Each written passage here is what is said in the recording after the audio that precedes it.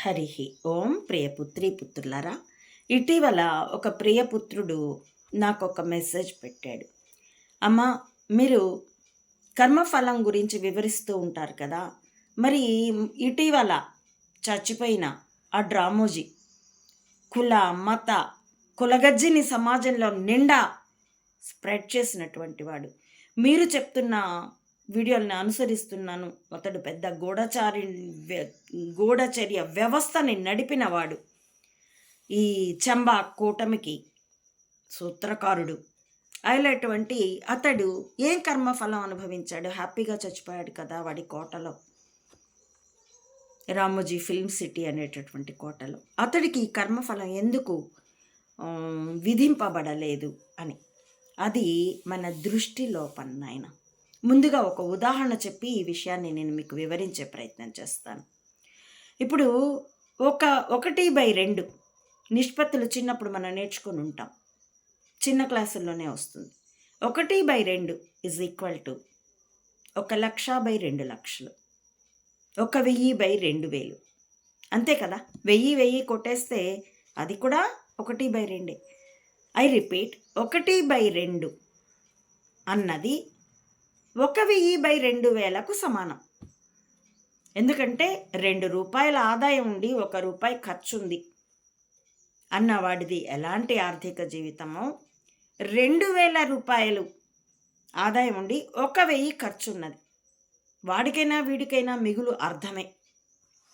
1తో పోలిస్తే 1000 ఎక్కువ కావచ్చు, కానీ 2,000తో పోలిస్తే 1000 ఎంతో, 2తో పోలిస్తే 1 కూడా అంతే. దీన్ని మరో ఉదాహరణగా చెప్తాను. 20 కేజీల బరువు ఉన్న పిల్లవాడు ఉన్నాడు. 10 కేజీల బరువు మోయాల్సి వచ్చింది. అది వాడికి ఎంత కష్టమో, అలాగే 60 కేజీలు ఉన్నవాడు లేదా 100 కేజీలు ఉన్నవాడు 50 కేజీలు మోయవలసి వస్తే వాడికైనా అంతే కష్టం. కాబట్టి దీన్ని మనం with respective the circumstances, the position of that man, ఇలా అర్థం చేసుకోవాల్సి వస్తుంది. మనకేంటంటే సోకాళ్ళు ఈ తొక్కలో బొక్కల రాజ్యాంగాన్ని పట్టుకొని ఆ రాజ్యాంగం అప్లికబుల్ అయ్యి ఆ రకమైన శిక్ష వాడు పడితేనే అది శిక్ష అని అనుకుంటున్నాం. నిజానికి నేను ఇంతకుముందే మీకు చెప్పుకుని ఉన్నానండి, వినియోగదారుల చట్టం ప్రకారం ఎవరో నా ప్రోడక్ట్కి నేను సరిగా సర్వీస్ ఇవ్వలేదు అని నా బ్యాటరీకి ఆ వంక మీద పివి నరసింహారావు 92 చివరిలోనే నన్ను 92 చివరో 93 బిగినింగ్లోనూ నాకు అర్థమైపోయింది, రాజమండ్రి జైల్లో నేను 1 వీక్ రిమాండ్ ఖైదీగా ఉన్నాను. ఏ ఇతర నేరాలు చేసి కూడా కాదు, ఆర్థిక నేరం కూడా కాదు, వినియోగదారుల సంఘం ఆ కోర్టు ఇచ్చినటువంటి తీర్పుకి మేనేజ్ చేసుకోలేనని కూడా నాకు అర్థమైపోయింది. ఎందుకంటే పివి నరసింహారావు నా దగ్గర భవిష్యత్తులో ఇంత మెదళ్ళ ఆయుధాలుగా యుద్ధం, అప్పటికి ఆయన ఆ పేరు పెట్టేశాడు, ఇంకా ప్రపంచానికి ఆ పేరు తెలియదు. కానీ తర్వాత దాన్ని పార్లమెంట్లోనే ప్రకటించాడు, భవిష్యత్తులో ఆయుధాలతో జరగదు యుద్ధం, మెదళ్లతో జరుగుతుందని. ఆ పేరు ఆయనే పెట్టాడు. అలా నేను జైలుకి వెళ్ళినప్పుడు చూశాను, అదేమో పెద్ద ఘోరమైన క్రూరమైన శిక్ష కాదు. రోడ్డు పక్క గుడిసెల్లోనో బిచ్చమెత్తుకుంటూనో బ్రతికే వాళ్ళకి అక్కడ లైఫ్ సెక్యూర్డ్ కూడా అనగలం. ఏదో పెడతారు భోజనం, కాకపోతే రోజు పప్పు రసము అంటే వాళ్ళు ఏడ్చుకుంటారు, వారానికి ఒకసారి ఇచ్చిన పచ్చడో పలావో తింటారు. అదేమైనా భయంకరమైన, ఏది మన శ్రీరామదాసు సినిమాల్లో తానిషా పెట్టిన జైల్లో పడిన శిక్షలు లాంటి శిక్షలు ఏమి ఉండవండి.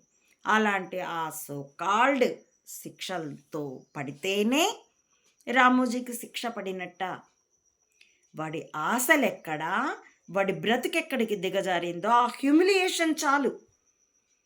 అలాగే ఇప్పుడు మీరు సీట్లో ఉన్నాడు కాబట్టి చంబా ఏదో అనుభవిస్తున్నాడు. అనుక్షణం భయం పడుతూ ఉన్నప్పుడు ఏం అనుభవించగలరు? తినే తిండి రుచి కూడా తెలియదు. బయటకు వచ్చి కపటపు ప్లాస్టిక్ నవ్వులు నవ్వాల్సిందే, కానీ ఆ కళ్ళల్లో భయం ఏడుపు తెలుస్తూనే ఉంటుంది, ఆ బాడీ లాంగ్వేజ్లో తెలుస్తూనే ఉంటుంది, ఆ ముఖపు గ్లానిలో తెలుస్తూనే ఉంటుంది. అలాగే ఆ డ్రామోజీ అన్నవాడు, వాడి కళలు నెరవేరబోతున్నాయి. అలెగ్జాండర్ పేరిట ప్రచారించినటువంటి జగజ్జేత తాను అవ్వబోతున్నాడు. తరతరాలుగా తాము చేసిన కృషి ఇప్పుడు ఫలించబోతుంది అనుకుని తన భావితరాన్ని ఎడ్యుకేట్ కూడా చేసుకోలేదు గూఢచర్యంలో. సమర్థవంతంగా శిక్షణ కూడా ఇచ్చుకోలేదు. తన తండ్రి, తాతలు తనకిచ్చినట్టు. ఇచ్చుకోలే. ఇదిగో ఈ చేతిలోకి ఇప్పుడు రిజల్ట్ రాబోతుంది అనుకున్నాడు.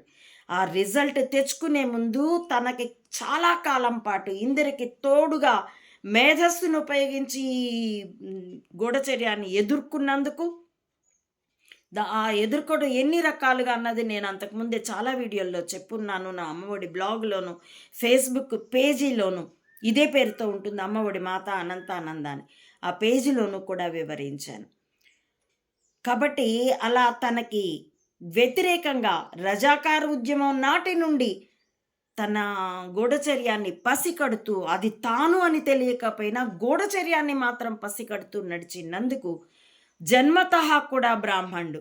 ఆర్ఎస్ఎస్ పేరిట బ్రాహ్మణత్వము, బ్రాహ్మణ ద్వేషము కూడా రెండు చేతులా చప్పట్లుగా ప్రయోగించినటువంటి డ్రామోజీకి జన్మతఃనే కాదు, బ్రహ్మ జ్ఞానంతు బ్రాహ్మణాహ అన్న దీంతో కూడా పివి నరసింహారావు గారు అసలు సిసలు బ్రాహ్మణుడు.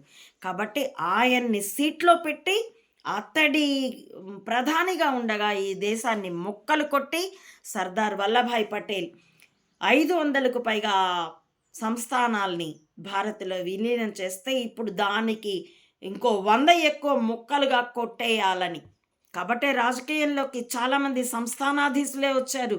ఆ సింధియాల్లాగాను, విపి సింగ్, రాణా ప్రతాప్ విపి సింగుల్లాగాను చాలామంది ఇప్పటికీ చట్టసభల్లో ఉన్న వాళ్ళు, ఇదిగో విజయనగరం పూసపాటో పేసపాటో ఇలాంటి వాళ్ళు చాలామంది మాజీ సంస్థానాధీశులే ఒకప్పుడు బ్యాంకర్లుగా కూడాను. అందుకే బ్యాంకులు జాతీయం చేసింది ఆవిడ ఇందిర.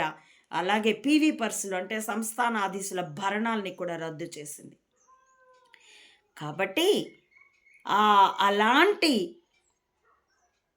పీవీకి ఏపీ నుండి జయాంధ్ర ఉద్యమంతో వెళ్ళగొట్టబడితే అతడు రాజకీయ సన్యాసం చేసుకోవాలి అన్న ఆశతో వీడు పని చేస్తే ఇందిర ఆవిడ్ని కేంద్రానికి ఆహ్వానిస్తే మరింత పంటి కింద రాయి, చెవులో జోరీగా, చెప్పులో ముళ్ళు ఇట్ట తయారయ్యాడు. అందుకోసం ఆ కసి తీర్చుకునేందుకు ఆయన సీట్లో ఉండగా ఈ దేశాన్ని ముక్కలు కొట్టాలనుకున్నాడు.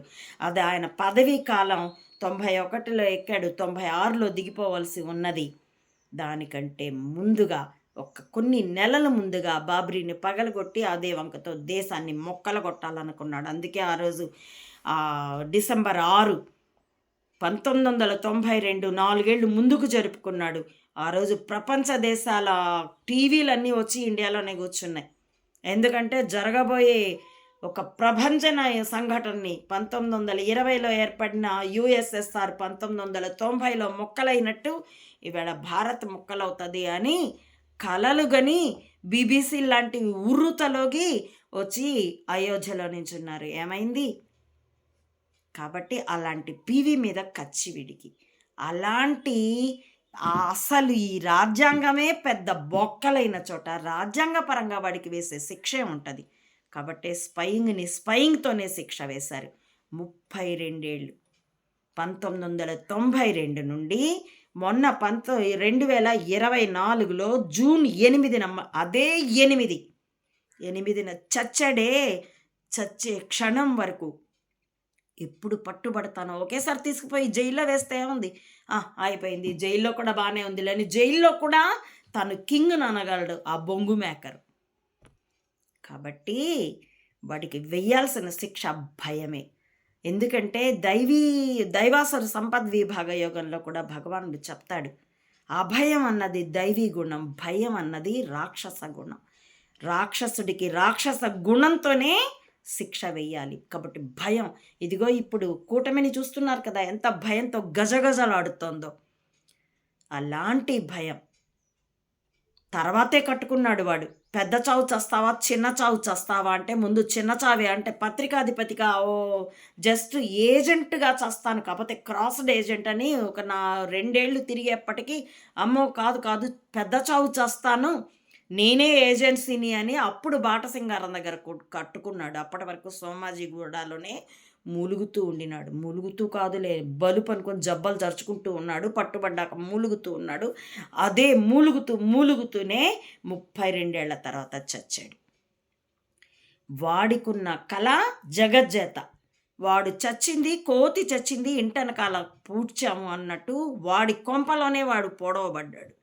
పూడ్చే క్షణం వరకు అనుక్షణం భయపడ్డాడు. ట్యాంపరింగ్‌కి కూడా చంబా కోసం కూడా కాదు, తన కోడల్ని కాపాడుకోవటం కోసం. ఎందుకంటే K2 మార్గదర్శి కేసులో జగన్ మళ్ళీ గెలిచాడంటే జగన్ చేత మా వర్గం వాడిని కూడా ఏసి పారేస్తుంది ప్రజలకి కనబడే కోర్టులతో. అందుకోసం కూడా వాడు ట్యాంపర్కి ఉరికాడు. ఎక్కడ కార్నర్ అయ్యాడో అర్థమయ్యేసరికి ఆ కార్నర్ అయ్యిందేంటో ఇప్పటికీ చంబాకు అర్థమయ్యిందేమో. దెబ్బకి గుండె ఠారుమని చచ్చాడు. ఇప్పుడు చంబా అదే చూపిస్తున్నాడు. వాడు అక్రమాలు చేస్తున్న వాడు చచ్చాడు కాబట్టి మాకేం సంబంధం అని వాడి కొడుకు కిరణ్ అన్నట్ట. మరి ఆస్తులకు కూడా ఏం సంబంధం? అన్ని జనాలకి హ్యాండ్ ఓవర్ చేసి, గవర్నమెంట్కి హ్యాండ్ ఓవర్ చేసేసి మళ్ళీ సైకిల్ మీద పచ్చళ్ళు అమ్ముకోమను. ఆస్తుల దయ కోసం అయితే తండ్రితో సంబంధం ఉందా? అక్రమాలతో అయితే లేదా? స్పయింగ్తో కట్టి కొడపడమే శిక్ష. అది ఇక్కడితో అవ్వదండి, జన్మలకి తరతరాలకు కూడా ఉంటుంది. ఎందుకంటే స్పయింగ్తో వేసే శిక్ష కర్మఫలమై ఉంటుంది, కోర్టులై ఉండదు. కాబట్టి సామాన్యులారా, మీ మనోనేత్రం, జ్ఞాననేత్రం తెరిచి చూడండి. తొక్కలో రాజ్యాంగం, తొక్కలో రాజమండ్రి జైళ్ళు, లేకపోతే తీహార్ జైళ్ళు, అవి దండన విధించగలవా? అదే నిరూపితమైంది కదా. 2023 నవంబర్ 23న చంబాని ఆ క్విడ్ ప్రోనో ఏదో అమరావతి భూముల విషయంలో కేసులకి జైలుకు తీసుకెళ్తే ఎన్ని రోగాల పేరు చెప్పుకొని బయటకు వచ్చాడు. సెషన్కి కోట్లు తీసుకుండే లాయర్లతో వాదింపించుకొని బయటకు వచ్చాడు. అలాంటి తొక్కలో రాజ్యాంగము, తొక్కలో కోర్టులు స్పయింగ్ నేరగాళ్ళని శిక్షించగలవా? ఎంత మాత్రం ఉండదు. దాన్ని కాలంతోనే శిక్షించాలి. ఇర్వింగ్ వ్యాలెస్ అని ఒక సస్పెన్స్ నవలల రైటర్, ఆడో మగో కూడా నాకు ఇప్పుడు జ్ఞాపకం లేదు. ఎన్ని అంటే the second lady, the seventh secret, ఇలా అమెరికా అధ్యక్షుడి భార్యని, ఆమెని పోలిన ఇంకో స్త్రీని కేజీబీ ప్రయోగించింది. సిఐఏ వర్సెస్ కేజీబీతో ఎన్ని వ్యాపారాలు చేసుకున్నారండి, అవుట్డేటెడ్ స్ట్రాటజీని ప్రయోగిస్తూ, ఎక్స్ప్లెయిన్ చేస్తూ, వాటితో కథలు అల్లుతూ. అందులో ఎంత పెద్ద నేరమైనా సెక్యూరిటీ చీఫ్లు దాన్ని ఇన్వెస్టిగేట్ చేసి సాల్వ్ చేస్తారు కానీ ప్రపంచానికి మాత్రం తెలియదు, మీడియాకైతే పొక్కదు. దాన్ని అనుకరిస్తూ ఎండమూరి వీరేంద్రనాథ్ క్యాసనోవా అని ఒక నవల, అది సీరియలైజ్ కూడా అయ్యిందట. నేనైతే గుడిసెలో ఉన్న రోజుల్లో నవల చదివాను, అంటే 95 లోపల. ఇదేదో నాకైతే ఆ విషయమే నాకు కన్ఫ్యూజనే. లెట్ దెమ్, దాని గురించి నేను ఇంకప్పుడు ఆ నవలలో అయితే మీరు చదివి పరిశీలించుకోవచ్చు. స్పయింగ్ విషయాలు బయటకే రాకూడదు. అది ఒక సకల దేశాల ఏజెన్సీల మధ్య అదొక ఒడంబడిక, రాతకోతలు లేని ఒడంబడిక. దాన్నే మేము బద్దలు కొట్టి స్పయింగ్ని మొత్తం ఎక్స్పోజ్ చేయడమే. వాళ్ళు చేసుకున్నది ఎట్లాంటిదంటే, ఓ కొంపకి, ధనికుడి కొంపకో లేదా ఖజానాకో బొక్క కన్నం వేసి ఓ దొంగ లోపలికి దూరితే మరో దొంగ దాన్ని చూసినా ఏమీ మాట్లాడకుండా ఉండాలి. ఎందుకంటే వాడు దోచుకొని పోయిన తర్వాత మరికొంత తను దోచుకుంటాడు. అందుకని ఆ బొక్క గురించి పోలీసులకి చెప్పరు, జనాలకి చెప్పరు. అది ఎలాంటిదో ఇది అలాంటిదే. అలాంటివేం లేవు. మేము రూల్స్ బ్రేక్ అంతే. అవి రూల్సే కావు, అధర్మపరులు తమకి తాము చేసుకున్నటువంటి దొంగలు ఊళ్ళు పంచుకోవడానికి చేసుకున్నటువంటి రాతకోతలు లేని ఒడంబడికలు. స్పయింగ్ని, అందున అధర్మాన్ని ప్రోత్సహించే, అధర్మాన్ని విస్తరించే స్పయింగ్ని ఎక్స్పోజ్ చేయడమే దానికి దండన, మరణం. ఆ దండనే రామోజీ పడ్డాడు. ఒకప్పుడు రామోజీ రావుని ఒక్క మాట ఎవడో అనలేడు. ఇప్పుడు ఎవడైనా రామోజీ గాడు అంటున్నారు. అక్కడి నుంచి ఇక్కడికి ఏడవబడ్డమే పెద్ద శిక్ష. తొక్కలోది జైల్లో వేస్తే శిక్ష అవుతుందా? కాబట్టి పరిశీలించండి ప్రజలారా, కర్మ ఫలం ఎవరిని విడిచిపెట్టదు. తొక్కలో కోర్టులకి అంత సీనేమీ లేదు. ఆ కోర్టులో ఉన్న జడ్జీలు కూడా కర్మ ఫలాలు అనుభవిస్తారు. కాబట్టి common man try to understand this.